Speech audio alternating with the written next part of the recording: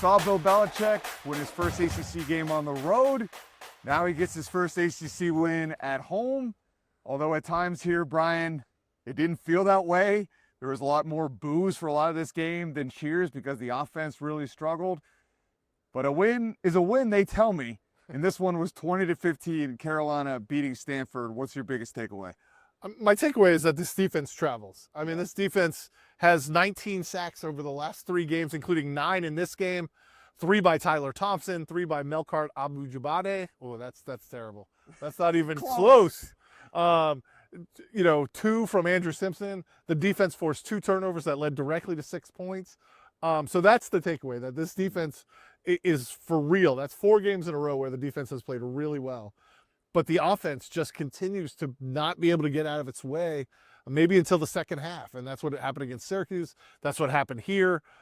Thankfully for the Tar Heels, the offense did a little bit, did enough to get them this win, because you can't just rely on a defense to shut down everybody for the entire game. And we saw that at the end. Stanford able to score 2 late touchdowns.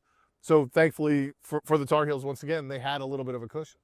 47 yards of total offense in the first half for Carolina. What was it, like 250 for the entire game? Yeah, their 3rd lowest output of the year. And I mean, 250, that's nothing. Like, in college football, teams are putting up 500, 600 yards. 250 is absolutely nothing. It's funny because you got Bill Belichick versus Frank Reich in this one, who people remember played the 2018 Super Bowl against each other, an absolute shootout between the Eagles and Patriots.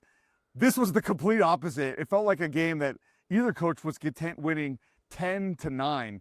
And kind of what I'm trying to parse here, Brian, is giving Carolina credit for the improvement. You mentioned the defense. That is certainly the hallmark right now for winning 2 games in a row, but then also trying to parse that with the fact that last week you beat a Syracuse team that was playing a walk-on lacrosse playing quarterback and has been listless since their quarterback got hurt after beating Clemson. And then you beat a Stanford team that is statistically 14th in the ACC in defense and is the worst offensive team in the conference. UNC just one better than them. So it's just trying to figure that out, like what I can really give them credit for, because it's still a lot left to be desired. When you brought Bill Belichick in here, like, being excited about beating the worst teams in the ACC is not what you hired him for. Well, that's who's on the schedule. A couple of things. One, these were the 2 worst offenses in the ACC by all statistics, and so you expected a 10-9 game. We also saw a Philly special. You want to talk about You want to talk about that Super Bowl? Stanford, on one of their 2-point conversion plays, ran a Philly special. Looked like the quarterback was open. The wide receiver held the ball, didn't actually get the 2-point conversion, or else this game might have gotten really interesting. Yeah. But my takeaway is this team is getting better. They need 2 wins in their final 3 games against Wake Forest, Duke, and NC State to get bowl eligible. And if you said that when Bill Belichick was hired in December, you would have said that's a miserable season. If you would have said that after the Clemson game, when this team looked like it couldn't beat anyone the rest of the season, you'd say, well, that's not too bad. So, I think it depends what your expectation level was and when that expectation level was set. I think making a bowl game is pivotally important for this team. The extra practices, the extra time that Belichick gets to work with these guys, I think is critically important, maybe more important for this team than any other team in the country. Just given how much better they've gotten and how that practice seems to be working, I think it's really important that they reach a bowl game. Plus, Mac Brown 2.0 reached a bowl game in every one of his 6 seasons. Mm-hmm. So if you don't reach a bowl game, it really feels like you're taking a step back. I want to get into Belichick's extended press conference. I want to get into the offensive problems, Gio Lopez specifically. But before we move into all that, let's go a little bit deeper on the defense here, because you mentioned Melkart Abujade and Tyler Thompson, the other emergence on this team. 9 sacks in this game. You said it was, 19 over the last 3 weeks? Yeah, Tyler Thompson has 7 over the last 4 weeks. Melkart has 9 on the season, the most for any player for the Tar Heels already since 2013. I mean, the D-line is doing work. And you think about what Belichick said in the press conference, one thing that stood out to you and to me was what they could have done earlier in the season. And I think it's twofold. It's really interesting that he would admit that, because, you are Bill Belichick. You signed these players. You brought them in here. You're known for getting the best out of them. you didn't, and you put yourself in such a deep hole that they're still clawing themselves out of.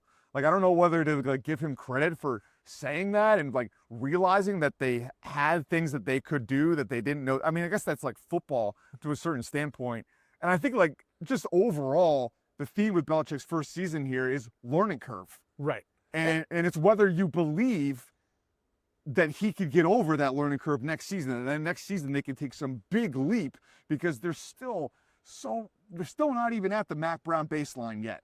Yeah, I think, first, Bill Belichick at his press conference was done taking questions. They said, okay, last question.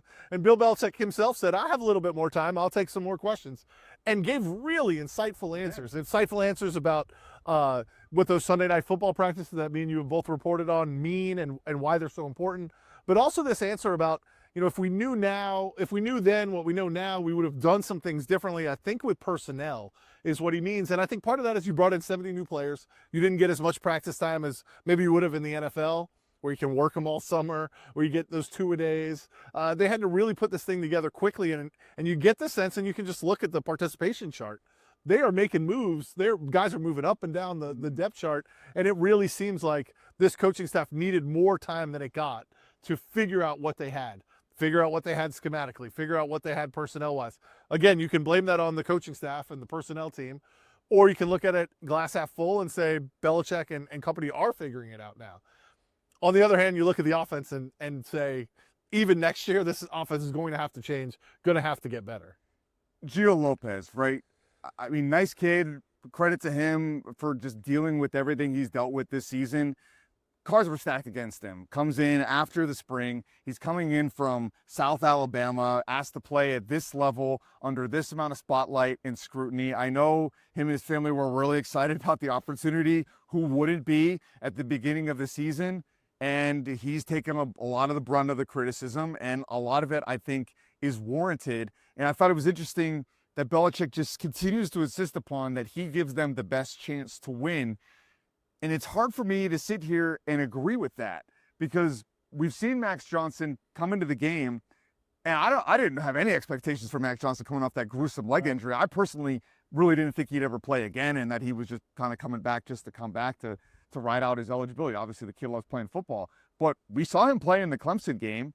We saw him score a touchdown in the TCU game, and all Gio Lopez is really giving you is short dink and dunk. The only way the offense really succeeds is we had a broken play with Jordan Shipp, and I think it was a broken play. Jordan Shipp touchdown against Syracuse as well. It's running back screens. It's hitch patterns and short routes that I think Max Johnson could certainly do, if not some of these younger quarterbacks, Altora Newkirk or Bryce Baker. So I'm just kind of puzzled at how short of an answer he gave you, that he truly believes Gio Lopez gives them the best chance to win, because I've talked to some sources around the program, within the program, that are also puzzled about this. And I don't think we're the only ones. Yeah, Bill seems very committed to Gio Lopez. I asked him, have you ever thought about going to Max Johnson in any of these games? And the fact that you haven't indicates you think Gio gives you something. What is it that you think Gio gives you? And he said, I think he gives me the best chance to win the game. He did make a couple of nice throws. The wheel route to Davion Goss for the touchdown was a very good throw, well covered. The pass to Jordan Shipp, that was a broken play, was a zero blitz. That means everybody's coming, man coverage out there. He threw that ball before Shipp even reached the top of his route, and then Shipp did most of the work, let's be honest, getting it to the end zone. But that's a good read by a quarterback. I think he still struggles, Gio does, when he has to go right instead of going left, and he's a left-handed quarterback. He fumbled again today. Just too many turnovers for a team that's reliant on its defense. You can't put the defense in a bad spot with turnovers, and Gio has too many. But, let's give him a little bit of credit. These second halves, he does seem to play better. Jordan Shipp talked about him just being a fighter, all the things he's had to go through. We reported that he was in a car accident before the season, a couple days before the TCU game. He missed practice after the injury against TCU. He certainly missed the Clemson game. He came after spring. I just don't know if he's gotten enough practice to do all the things that a Belichick offense requires you to do. But Belichick thinks he gives you the best chance to win, and so that's why you keep seeing him out there.